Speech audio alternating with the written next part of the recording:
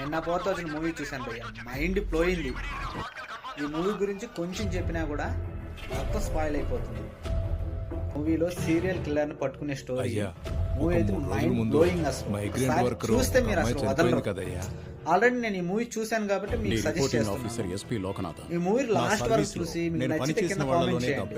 ఎందుకంటే మీ కామెంట్ అనేది నాకు చాలా వాల్యుబుల్. స్లిప్పింగ్ ట్విస్ట్ తో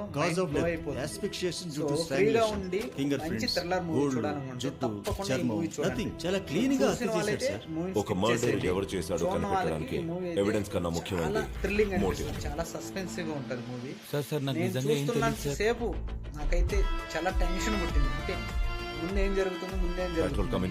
సో ఇదంతా ఒక అడవిలో జరుగుతూ ఉంటది. అడవి అంటే ఒక అడవి అండ్ 3 రోజులకు ఒకరిని చంపుకుంటూ సిటీలో పోతున్నాను. జరుగుతూ ఉంటది. ఆ బాడీని కలెక్ట్ చేస్తున్నాను. ఈ క్రైమ్ జరుగుతున్నంత సేపు బాగా ఉంటది. లాస్ట్ ట్విస్ట్ అయితే అదిరిపోతుంది. వాడి ఓపిక నశించి అసలు వీడేంటి 3 రోజులు ఇంత 2 క్రైమ్ రోజులు చేయడం ఏంటి కావచ్చు. ఒకే రోజు 2 కూడా చేయొచ్చు. సో పెద్ద ఎక్స్పెక్ట్ చేసాం. మనం అంటే వెతుకుతోంది ఎక్స్పెక్టేషన్స్ సైకోపాత్ అంటే సీరియల్ కిల్లర్. క్రైమ్ జరుగుతున్నప్పుడు మనం వాడిని పట్టుకునేంత వరకు వాడు చంపడం ఆపడం. అది ట్విస్ట్ అనేది మీకు చెప్పకూడదు.